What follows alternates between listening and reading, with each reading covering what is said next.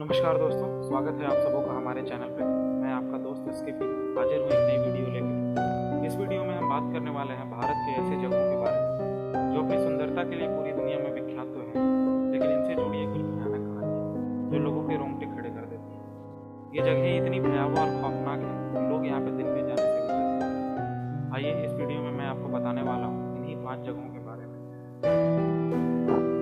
दोस्तों, हमारी आज की सूची में पहले नंबर पर आता है राजस्थान के जैसलमेर जिले से 17 किलोमीटर पश्चिम में स्थित ये छोटा सा गांव आज पूरी तरह से वीरान पड़ा हुआ है। यहाँ की हवा ऐसी लगती है मानो इसे किसी प्रकार के डर ने जकड़ रखा है। आसपास के लोग बताते हैं कि इस गांव में रूहानी शक्तियों का डेरा है। यहाँ रात में आत्माएं विचरण करती रहती हैं। जो भी इस गांव में रात में रुका है वो आज तक जीवित वापस नहीं आया। रात की तो बात छोड़ दे, लोग यहाँ दिन में भी अकेले जाने से डरते हैं। और क्या हुआ था इस गाँव में जो इस गाँव के हालात कुछ इस प्रकार है। आज से करीब 300 साल पहले यहाँ पल्लीवल ब्राह्मणों का डेरा हुआ करता था। ये गांव भी किसी दूसरे गांव की तरह हरा भरा और खुशहाल था, और शायद इस गांव की खुशहाली को किसी की नजर लग गई थी। जैसलमेर के मंत्री सलीम सिंह को इस गांव की एक लड़की भागी थी।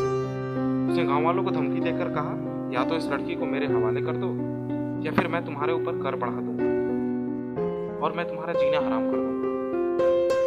गाँव वाले अचरज में पड़ गए। उन्होंने अपने स्वाभिमान को सर्वोपरि समझा और उन्होंने कुलधारा समेत आसपास के 83 गांवों को खाली कर दिया।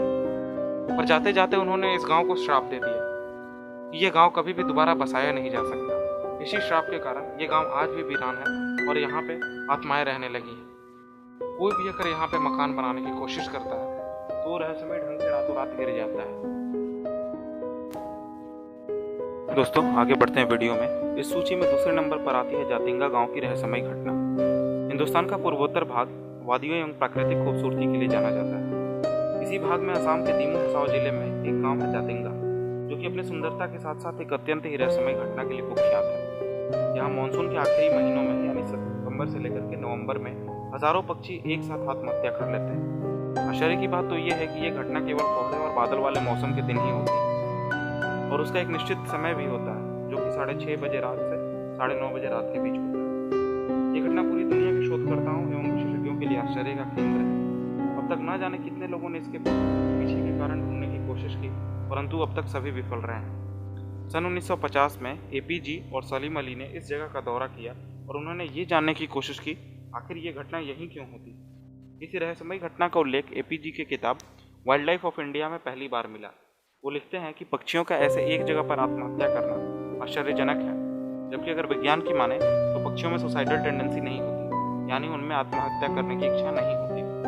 वो एपीजी ही थे जिन्होंने इस रहस्यमय घटना को पूरे विश्व के सामने लाया था।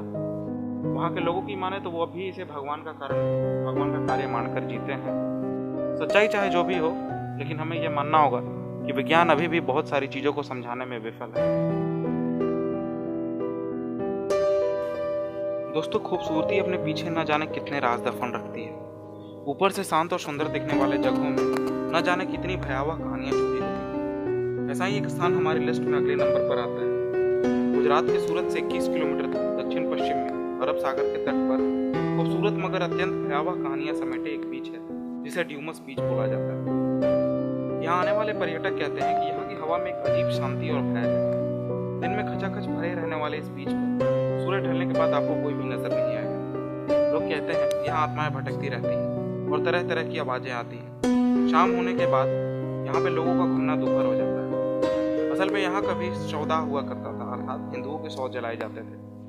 इसीलिए लोग कहते हैं कि जिन आत्माओं को मुक्ति नहीं मिली वो यहाँ भटकती रहती है, और जो लोग उनकी बातें सुनकर, उनकी आवाजें सुनकर अनसुनी कर देते हैं वो सदा के लिए समुद्र की पानियों में खो जाते हैं। और बीच की तरह यहाँ की रेत सफेद नहीं है बल्कि काली है। कुछ लोगों ने यहाँ रात बिताने की कोशिश भी की है, पर उनमें से कुछ तो कभी लौटे नहीं। दोस्तों, हमारी सूची में अगले नंबर पर आता है दार्जिलिंग से 30 किलोमीटर दूर जंगल के किनारे पे बसा हुआ डोहिल कस्यों। वैसे तो ये जगह पढ़ाई और अच्छे स्कूलों के लिए प्रसिद्ध है और वादियों में स्थित होने कारण यहाँ के दृश्य भी बहुत ज्यादा मनोरम है, और उससे भी ज्यादा यह इस जगह की भयानकता पूरे विश्व में विख्यात है। ये भारत ही नहीं पूरे विश्व के भयानक जगहों में से एक है। वैसे तो अगर इस जगह की बात की जाए तो ये किसी हॉन्टेड मूवी की सेट की तरह है। जंगल के किनारे, शहर से दूर। फिल्मों में तो खैर काल्पनिक घटनाएं दिखाई जाती है, पर यहाँ ऐसी घटनाएं हर रोज होती है। न जाने इस जंगल में कितनी हत्याएं हो चुकी हैं अब तक। यहाँ के निवासी और पर्यटक बताते हैं डेथ रोड, जो कि डो हिल रोड को पोस्ट ऑफिस से जोड़ता है, के किनारे बिन सर वाले बच्चे का भूत देखा गया है। उस रोड पर उन्हें ऐसा लगता है कि कोई उनका पीछा कर रहा है।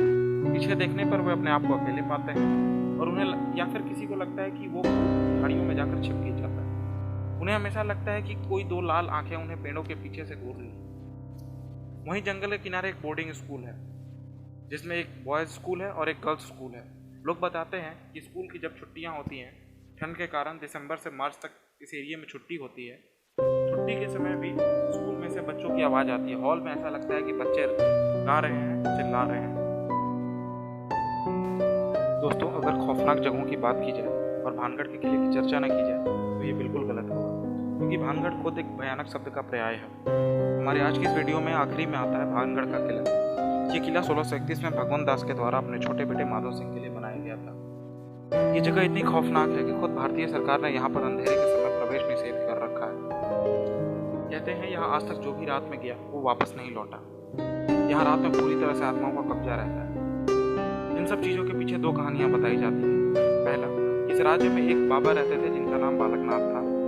जब किले का निर्माण होने लगा था तब उन्होंने एक शर्त रखी थी कि महल की परछाई कभी भी उनके आश्रम तक नहीं पहुंचनी चाहिए, अन्यथा ये राज्य तबाह हो जाएगा। परंतु भगवंत सिंह के बेटे अजब सिंह ने उनका तिरस्कार करते हुए महल को इतना ऊंचा कर दिया कि वो उसकी परछाई बाबा के कुत्ते तक पहुंच गई और उनके कथनानुसार राज्य का विनाश हो गया और सभी लोगों की आत्माएं यहाँ भटकने लगी। कहानी है राजकुमारी रत्नावती। कहते हैं कि इस राज्य की राजकुमारी रत्नावती बहुत ही सुंदर स्त्री थी। उनके लिए अलग अलग राज्यों से विवाह के प्रस्ताव आ रहे थे।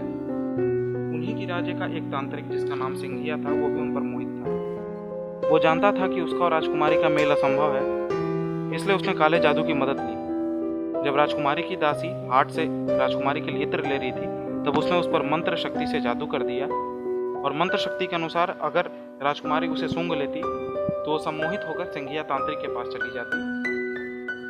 परंतु राजकुमारी को किसी तरह से ये बात पता चल गई और उन्होंने उस इत्र की शीशी को फेंक दिया। संयोग से इत्र की शीशी पत्थर पर जा गिरी और जादू के कारण पत्थर उड़ते हुए तांत्रिक के छाती पर गिर गया, जिससे तांत्रिक की मौत हो गई। परंतु उसने मरते समय राज्य को श्राप दे दिया कि यह राज्य पूरी तरह से विनाश हो जाएगा। अगले ही साल युद्ध के कारण सभी लोग मारे गए और उनकी आत्माएं आज तक नहीं भटकती रहती। देखा आपने, आज की दुनिया में भी कुछ ऐसी चीजें हैं जिन्हें साइंस नहीं समझा सकता। ऐसी और रोचक जानकारियों के लिए जुड़े रहें। उम्मीद है वीडियो आपको पसंद आई होगी तो कृपया लाइक और सब्सक्राइब करें और शेयर करना ना भूलें। धन्यवाद। जय हिंद। वंदे मातरम।